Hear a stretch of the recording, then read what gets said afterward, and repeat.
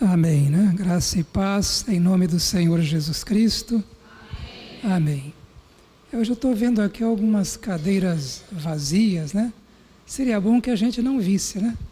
Cadeiras vazias. Eu quero, mais uma vez, dentro dessa mensagem que o pastor Wagner trouxe sobre intensidade, que nós sejamos intensos também na questão de nos reunirmos para cultuar ao Senhor, tá? Que a gente só falte, irmãos, à reunião, realmente se for muito necessário. Que a gente comece a dar um valor maior para as reuniões da Igreja do Senhor, porque é bíblico, tá? Se for aqui ler, se você ler a Bíblia, tanto Antigo como Novo, você vai ver isso, da parte de Deus.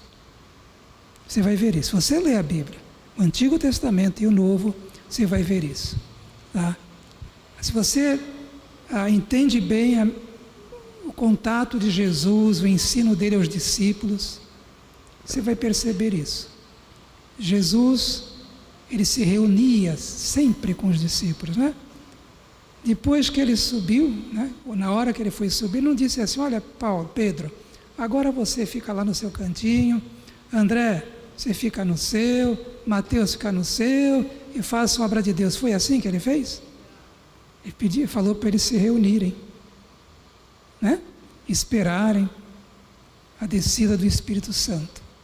E depois também, é claro, era costume da Igreja do Senhor se reunir todos os dias naquela época, no templo e nas casas, né?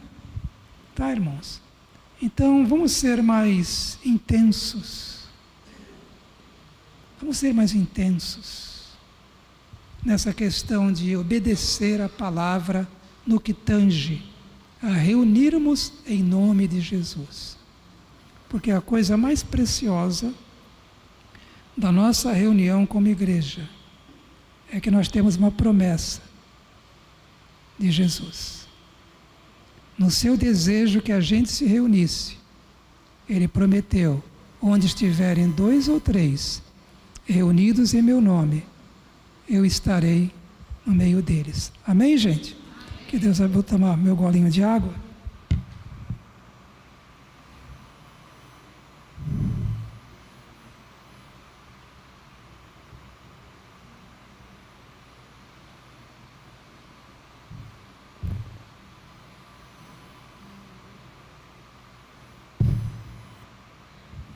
Falando em se reunir, o pastor Wagner contou para a gente, na quarta-feira aqui, aquele testemunho, da onde veio a palavra, a mensagem sobre intensidade. Você lembra disso, quarta-feira?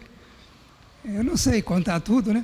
Mas ele estava lá em São Paulo trabalhando, né? No trabalho que ele faz com balanças. E ele, como eu sei que é costume, começou a evangelizar ali, né? Falar de Cristo para aquela pessoa. Estava ali, e nisso tinha 3 pessoas, ele não sabia talvez que eram africanas, né? Tinham 3 africanos ali, perto, estavam ouvindo.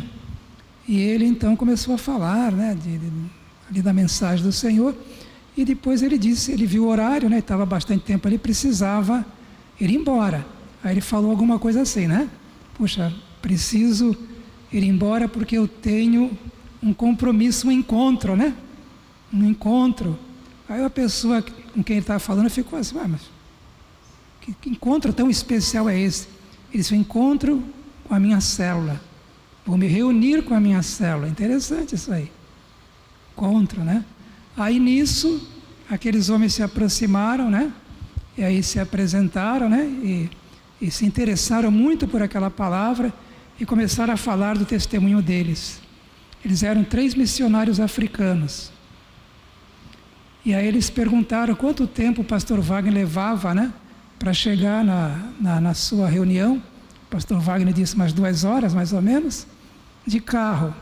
Aí os homens começaram a falar: a gente também leva mais ou menos isso, para ir para a nossa reunião, só que a pé, lá na África. Levamos 2 horas para ir e 2 horas para voltar. Entende, irmãos? Aqui alguém leva 2 horas para ir para a sua casa, para vir até aqui? precisamos ser mais, irmãos, precisamos nos tocar. Você, franco em um linguajar mais, né? Precisamos nos tocar. Essa questão de nós só falarmos e ouvirmos não é bom. A gente ouve, concorda, amém, né? Amém. Devemos amar ao Senhor com todo o coração, devemos ser intensos, devemos ser servos, devemos ser fiéis. Irmãos, que a gente faça isso na prática, né? Na prática nossa. Que Deus conhece nossos corações. Ele sabe que algumas pessoas não estão presentes porque não podem estar. Certo? E às vezes alguns de vocês não estão aqui em algum momento porque não podem estar. Ele sabe, mas Ele sabe também quando nós podemos estar e não estamos. Isso Ele sabe também.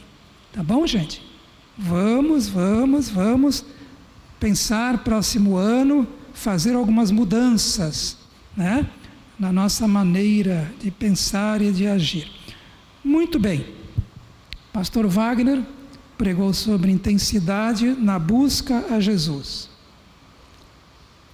Eu espero que essa palavra de domingo ela tenha entrado no nosso coração e a gente esteja se esmerando, né?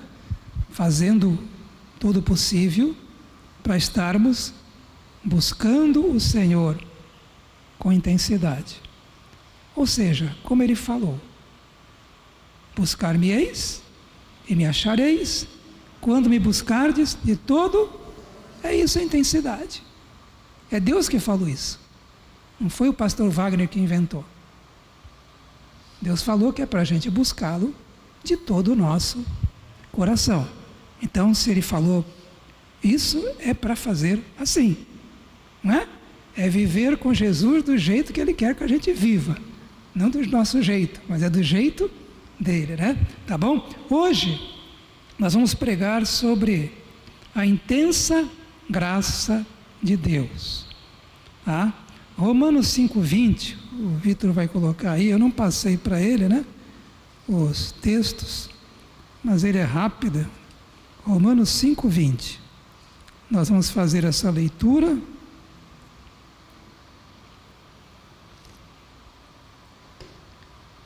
Que é a leitura básica, né? Deixa eu só abrir meu agora aqui.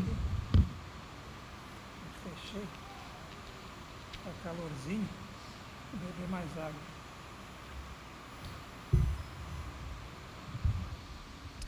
A palavra de Deus diz assim: a lei foi introduzida para que a transgressão fosse ressaltada. Em outras versões, fala diferente, tá? Que a lei foi dada para que o pecado abundasse o pecado, para que abundasse o pecado. Mas não é que a ideia não é que o pecado fosse mais ainda, né, do que já é. A ideia do texto é essa: a lei foi introduzida para que a transgressão fosse ressaltada. Isso é a NVI, né? Mas onde aumentou o pecado, transbordou a graça. Em outras versões diz: mas onde abundou o pecado, onde o pecado foi abundante, superabundou a graça foi superabundante. Tá? Onde abundou o pecado, superabundou a graça. Onde aumentou o pecado, a graça transbordou, foi muito além. Amém? Graças a Deus. Abundante, né? A gente sabe o que é, grande quantidade, grande volume de alguma coisa, né? Imagine o superabundante. Vai muito além, né? Vai além das expectativas, vai muito além do significado de apenas abundante. Então esse texto aqui, ele diz que onde o pecado tem se manifestado com intensidade, a graça tem sido muito mais intensa. Essa é a ideia desse texto. Tá? A lei foi dada, irmãos, por Moisés, né? Claro que foi dada por Deus através de Moisés, para manifestar, para mostrar, melhor a palavra, ou para demonstrar a pecaminosidade do coração humano. A lei foi dada principalmente para isso. Vocês sabiam disso? A lei também revela a santidade e a justiça do caráter de Deus, não revela? Quando você vê a lei, né? Os mandamentos, puxa, como Deus é santo, justo, né? Como Ele é assim, tá? A lei, ela não tinha poder, e não era esse o objetivo da lei.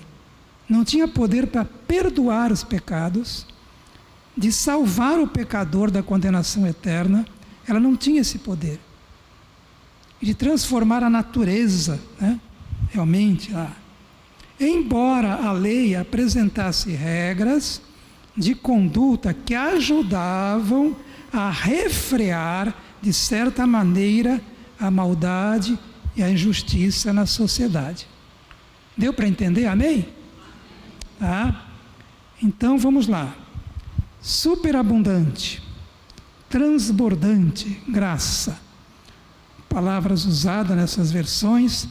A graça, irmãos, de Deus, ela é, usando a palavra intensa, extraordinariamente intensa.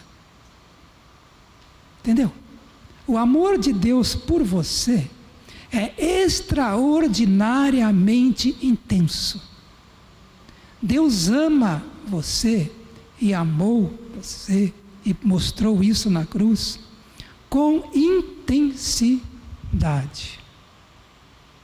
Entende por que nós devemos responder com intensidade esse amor?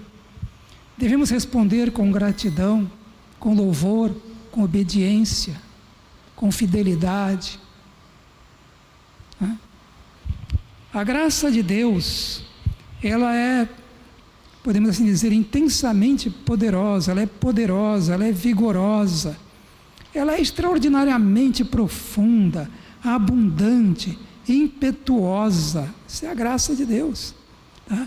Dinâmica, tá? Ela é grandiosa, ela é ampla, nossa, infinita a graça de Deus. Ela é transbordante e ela é impactante. E é muito mais coisas ainda. Esses são alguns dos adjetivos. Podemos aqui colocar para essa graça, essa maravilhosa graça, como diz a letra de um hino.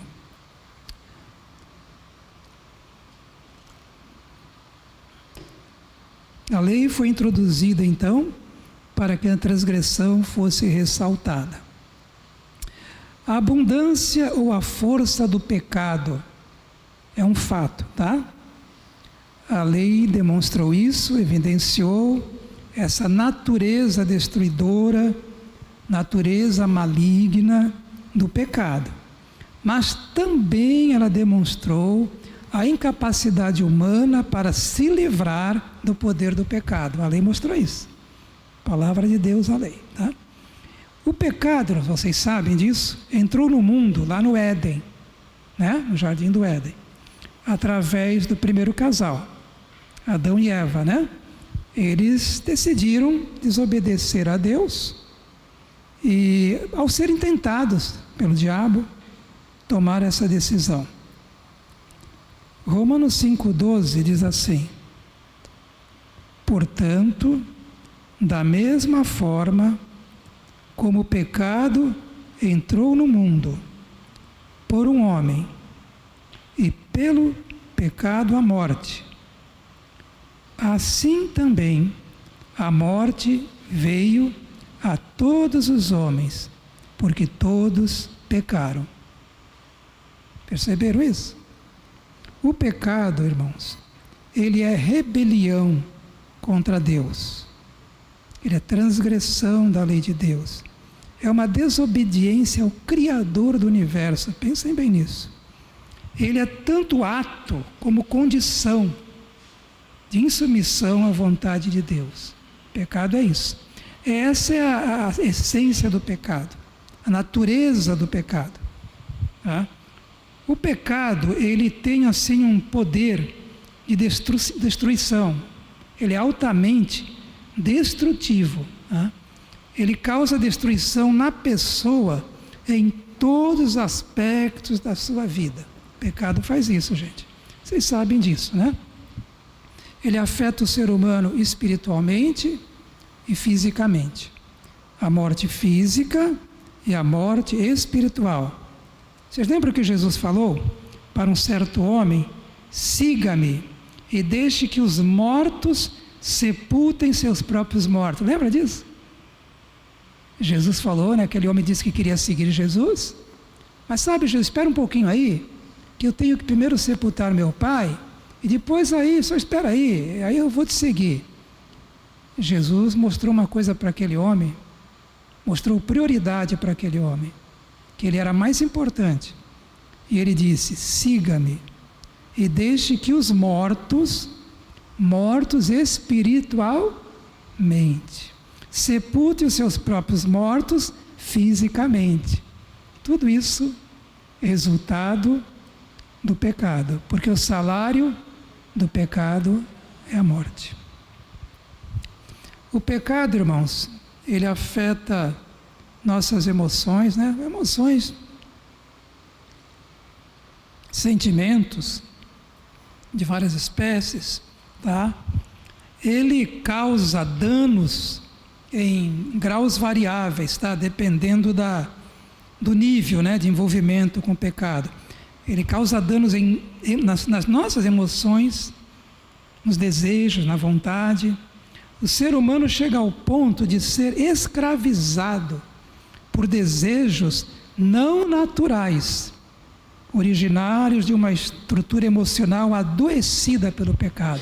O pecado adoece o ser humano interiormente, a ponto de escravizá-lo de certos desejos que não são naturais, são criados no envolvimento com o pecado. Alguém nasce com vontade de fumar, de beber, de ser alcoólatra, de fumar maconha, de ser viciado lá em, sei lá, em drogas, em crack? Alguém nasce com... Não. Adquire. E depois fica escravizado. O pecado afeta a mente humana, afeta a capacidade de pensar corretamente, de avaliar as coisas, de enxergar as coisas como realmente são, de acordo com os princípios de justiça, moralidade revelados por Deus em sua palavra. O pecado faz isso. O pecado, irmãos, ele afeta a mente humana na sua capacidade de compreender e aceitar a palavra de Deus, as verdades da palavra de Deus. Não faz ou não faz isso? Vocês sabem, vocês estão num mundo, numa sociedade, né, que procura se afastar do Senhor. O pecado contamina todos os aspectos da vida do indivíduo. Já falei isso, o caráter, a personalidade, tá, sentimentos, motivações, palavras, né, conversas, ações, reações, comportamentos diversos. Então, o pecado tem um enorme potencial, repito, destrutivo no indivíduo e na família dele. E na família, irmãos. O pecado tem destruído famílias. E como? De várias maneiras. Não vejam como é sério o pecado. Como é sério o pecado. E o pecado, ele causa inúmeros malefícios, né? Na sociedade também, não é verdade? A violência, né? Aí envolve homicídios, a criminalidade, a imoralidade, vício, já falamos, a corrupção, né? Nos vários segmentos da sociedade, tá? Essa cultura de desonestidade, que a gente convive com isso, infelizmente. Felizmente, irmãos. Sabe que isso vai crescendo. Eu sou num tempo, eu vivi isso. Eu era pequeno, mas eu vi. Eu morava lá na Vila São Jorge, né? Aquele tempo era tudo terra. As crianças catavam um peixinho na vala, né? Aquelas valas, né? E ali tinha uma padaria ali só. E ali tinha a padaria tinha um tipo de uma uma carrocinha, né, fechada, puxada a cavalo, e ali aquela pessoa ali, ele levava o leite, que era o litro mesmo, de vidro, e o pão, e colocava nas casas, num saquinho, e colocava em frente às casas, no murinho, colocava o litro de leite, ninguém mexia. Carlos, e não era gente rica que morava lá. Não era gente rica que morava lá.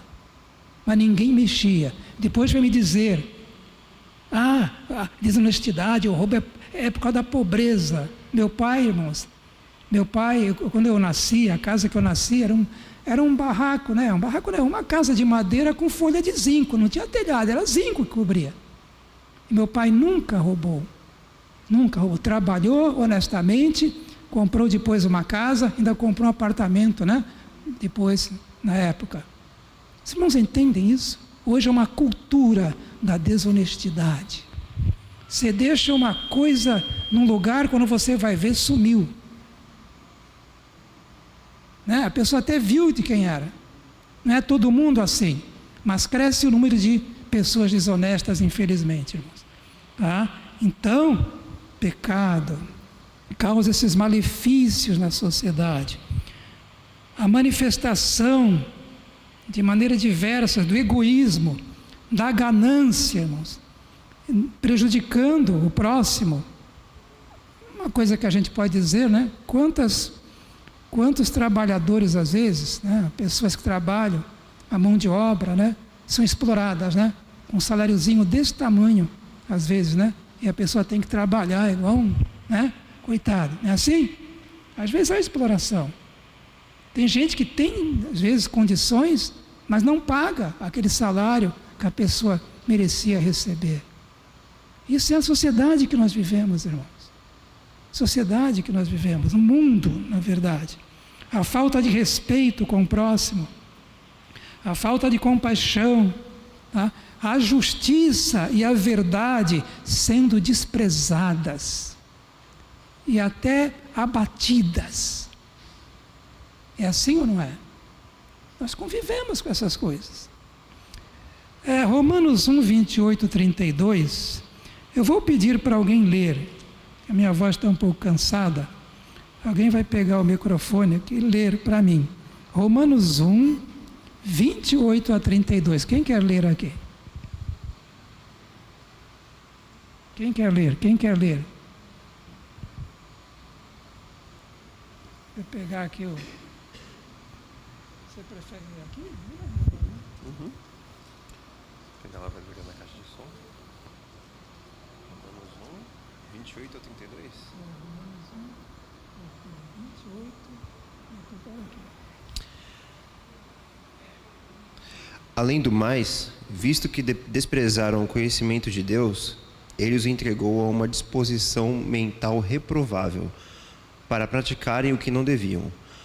Tornaram-se cheios de toda sorte de injustiça, maldade, ganância e depravação. Estão cheios de inveja, homicídio, rivalidades, engano e malícia.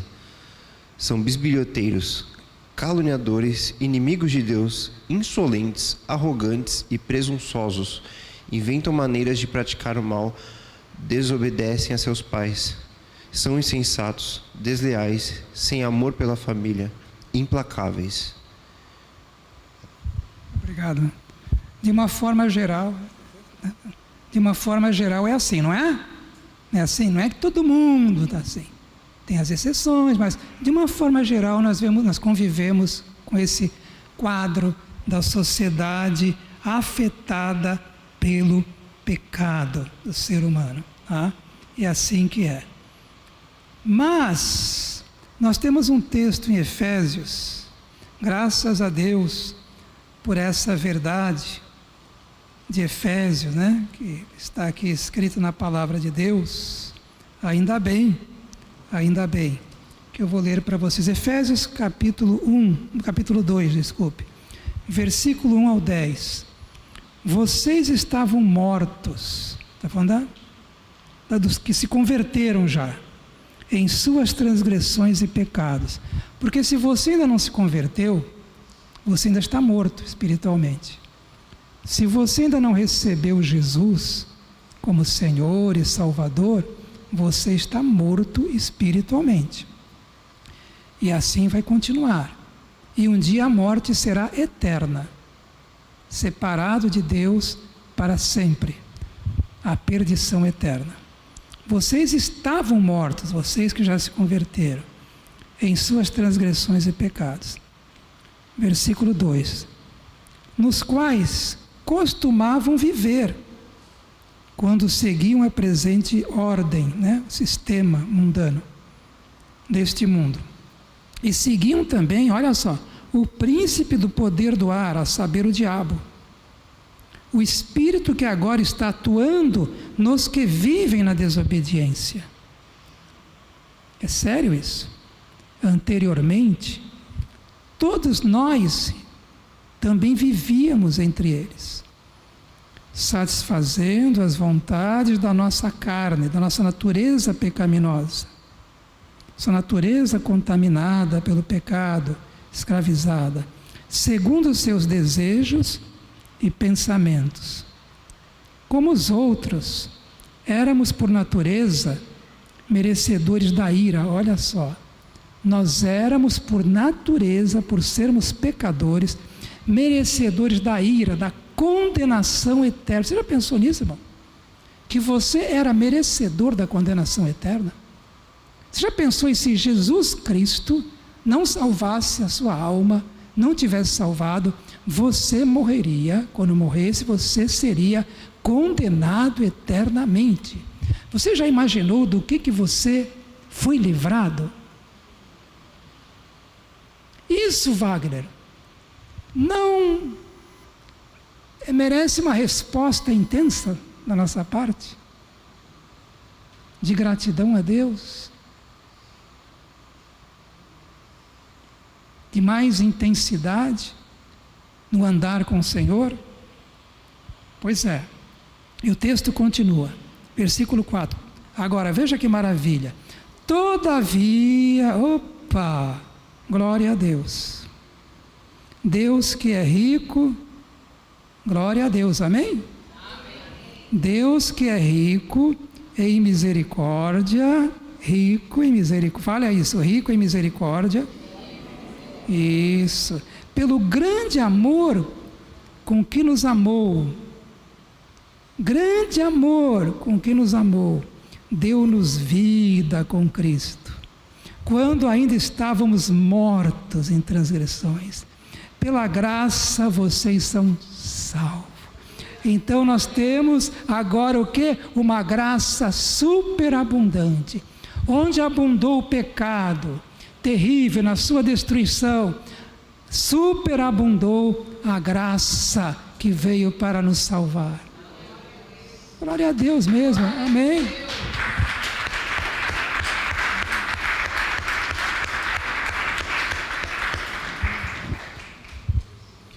E o texto continua aqui. Continua o 5. Deu-nos vida com Cristo, quando ainda estávamos mortos em transgressões, pela graça, pela superabundante graça. Então Deus foi intenso na sua ação resgatadora de nossas almas. Deus foi intenso quando decidiu agir para nos resgatar, para nos salvar da condenação e do poder do pecado, enviando o seu único Filho para morrer por nós na cruz do Calvário. Ele foi intenso, irmãos. Ele foi intenso. Oh, que grande amor do Senhor. Sim, Deus nos amou com tanta intensidade. A Bíblia fala, João 3,16, que deu o seu Filho unigênito para que todos aqueles que nele creem não pereçam, mas tenham a vida eterna.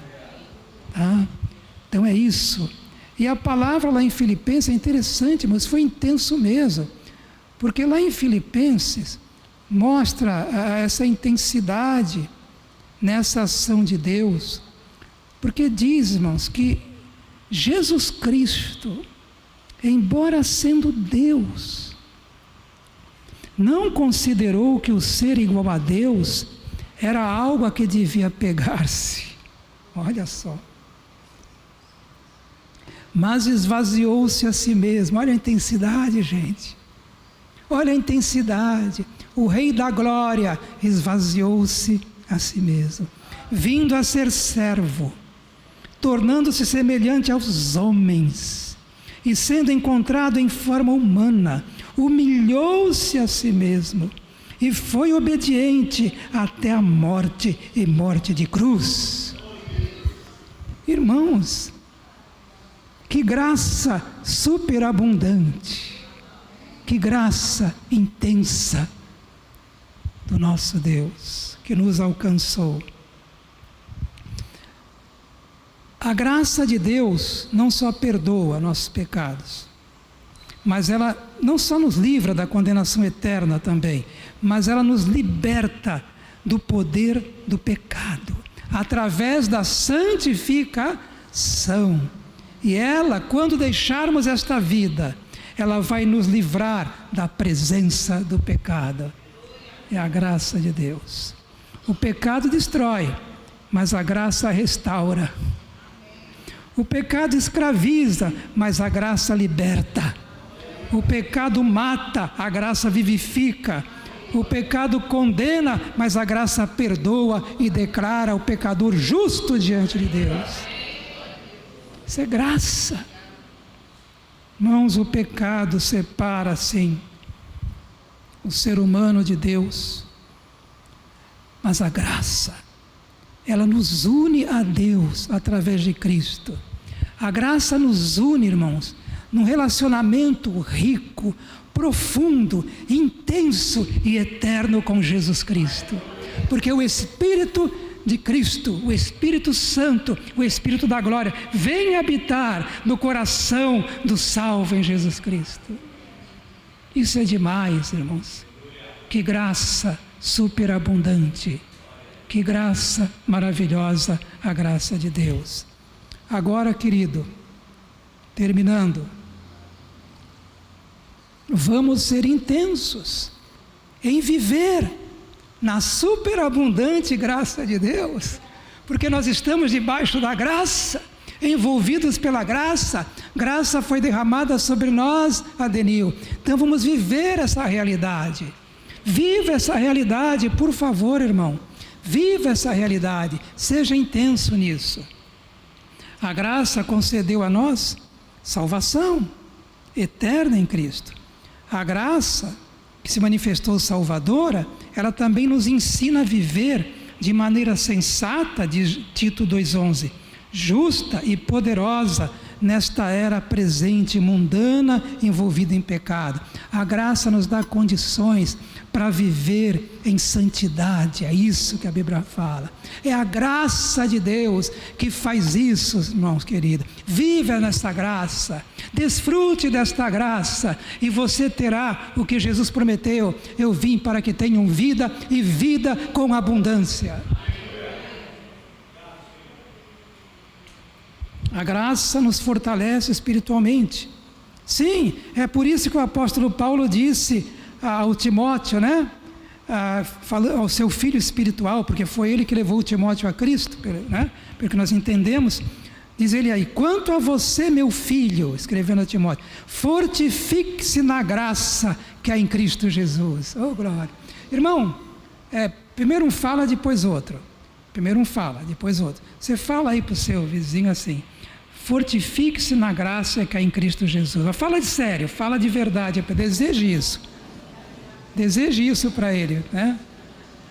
Amém, irmãos? Amém. Vamos ser intensos. Vamos nos fortalecer na graça que é em Cristo Jesus. A graça, meus irmãos queridos, ela impede que o pecado nos domine. Como, pastor? Sim, porque o pecado, diz lá Romanos 6,14, não terá domínio sobre vocês, porque vocês estão debaixo da graça de Deus. Queridos, que grande verdade! A graça é transformadora. Ela remove as coisas ruins da nossa alma, ela remove toda a nossa carnalidade num processo santificador e vai nos transformando de glória em glória. é a graça de Deus. A graça age através de nós também. A graça age através de nós no serviço do Senhor. Amém? A graça age porque o Espírito Santo nos dá dons. Através dos dons do Espírito, nós então podemos nos edificar uns aos outros. Mas podemos também, como Jesus disse, pregar o Evangelho, realizar a missão, porque vocês serão testemunhas, disse, quando descer sobre vocês o Espírito Santo. Olha, irmãos, seja cheio do Espírito, esteja se enchendo do Espírito, porque a graça lhe dá esse privilégio de você ser um crente cheio do Espírito e pregue a palavra, semeie a palavra a tempo e a fora de tempo, diz a palavra de Deus. É a graça que faz isso. A graça é a graça de Deus que age em nossos corações, irmão Francisco. A Bíblia fala isso, para que sejamos generosos. Sabia disso, irmãos? A graça, eu vou ler para vocês o versículo. Vocês falam, mas tem isso na Bíblia? Eu não sabia que isso tinha a ver com a graça. Lógico que tem. Quando o apóstolo Paulo estava pedindo nessa oferta para ajudar os irmãos que estavam passando necessidade, lá em 2 Coríntios, capítulo 9, vou ler aqui, versículo 8, ele diz: e Deus é poderoso para fazer que lhe seja acrescentada toda a graça, para que em todas as coisas, em todo o tempo, tendo tudo o que é necessário, vocês transbordem toda a boa obra. E ele estava falando, antes disso ele fala, cada um dê conforme determinou em seu coração, não com pesar, não por obrigação, pois Deus ama quem dá com alegria. Isso é graça, irmãos, também é graça, a graça de Deus. Essa graça nos une em Cristo. Essa graça, ela fortalece, ela aperfeiçoa a nossa comunhão como irmãos em Cristo. Essa graça nos dá a condição de termos paciência uns com os outros, de perdoarmos uns aos outros, de estarmos sustentando uns aos outros. Essa graça maravilhosa que faz isso, irmão. Vamos viver essa graça do Senhor como igreja de Cristo. Amém, igreja? Que Deus abençoe. Vamos orar nesse momento. Esteja orando agora, irmãos, ao Senhor e pedindo um derramar da graça na sua vida.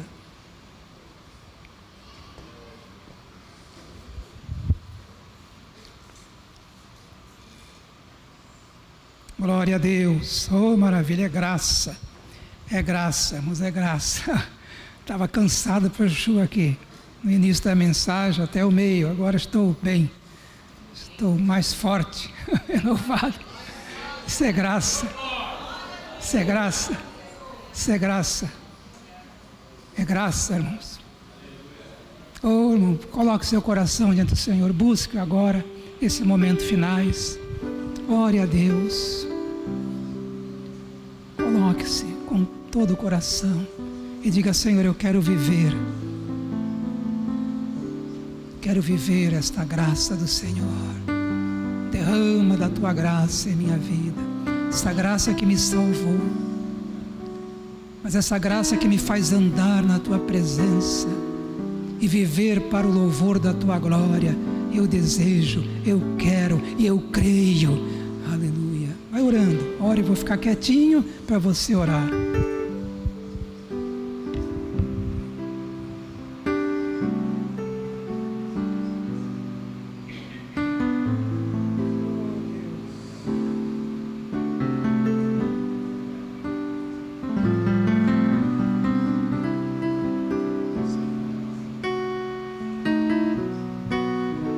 Agora vou falar com alguns, pode estar orando. Se você ainda não recebeu Jesus como Senhor e Salvador, não se converteu, vou fazer um apelo a você.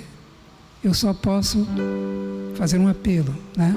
Mas Deus não faz apelo, Deus ordena dos céus que você se converta. Sabia? A Bíblia diz que Deus ordena dos céus que você se converta. Se você ainda não recebeu Jesus como Senhor e Salvador, esta noite, faça isso.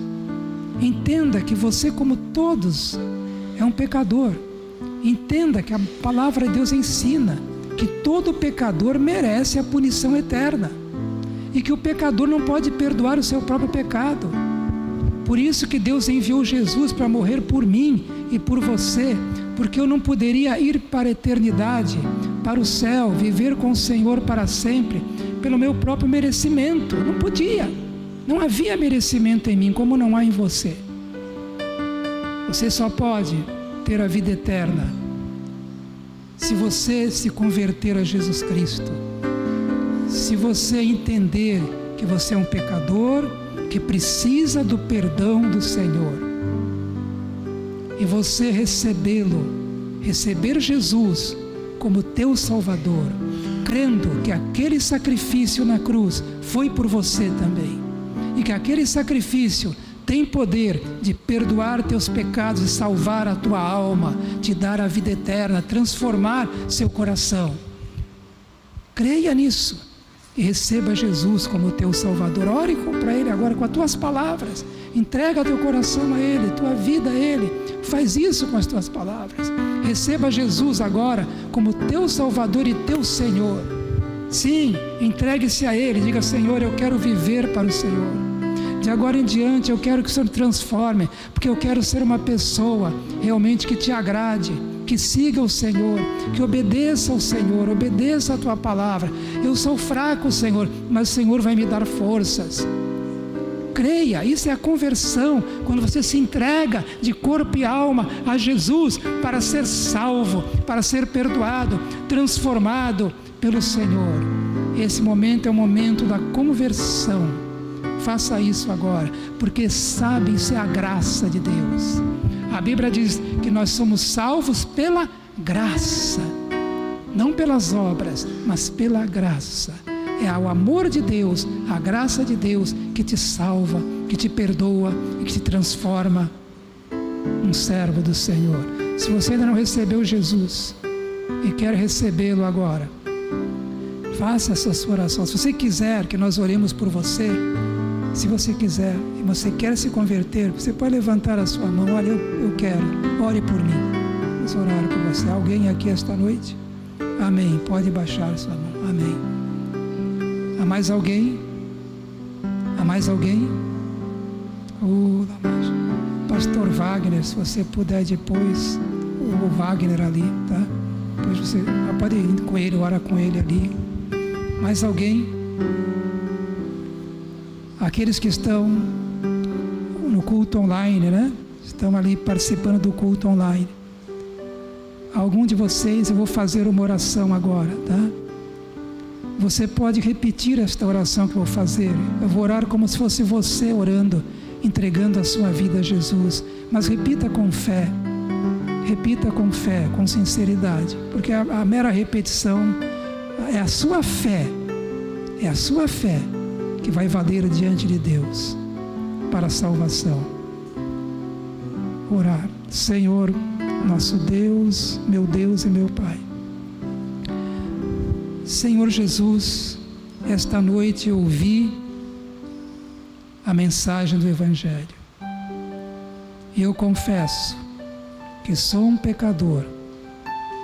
Eu preciso do Teu perdão. Eu creio que o Senhor é o Filho de Deus, Senhor Jesus, e que o Senhor morreu por mim na cruz, e que ressuscitou ao terceiro dia. Eu creio que o sangue derramado na cruz, o Teu sangue, Jesus, tem poder de perdoar meus pecados, salvar a minha alma para sempre, transformar meu coração. Por isso, eu te entrego a minha vida, eu te entrego o meu coração, eu me entrego a Ti, e eu te recebo agora como meu Senhor e meu Salvador para sempre. Obrigado, Jesus. Amém. Se você fez esta oração de coração, com sinceridade, entendendo, a Bíblia diz que você, sim, neste momento, nasceu de novo pela graça de Deus, se tornou um salvo, um servo de Deus, um filho de Deus Altíssimo. Que Deus o abençoe e que você esteja participando, né, dos cultos, recebendo instrução. E se puder, entre em contato com a gente. Ou você vá em alguma igreja perto da sua casa que pregue a palavra de Deus, para que você possa crescer espiritualmente. Amém, irmãos? Amém. Senhor nosso Deus, nosso Pai querido, abençoa a tua igreja, que somos nós. Nos fortalece, Senhor. Derrama sobre nós da tua graça. Ó Deus querido, ó Deus amado, que bênçãos, chuvas de bênçãos venham sobre nossas vidas. Que chuvas de bênçãos venham sobre a igreja nestes dias, Senhor. Em cada irmão, em cada irmã. Nas famílias, Senhor, desta igreja. Que venham as chuvas de bênçãos. Eu peço isso em nome do Senhor Jesus. A igreja diz intensamente: amém, amém. Deus abençoe.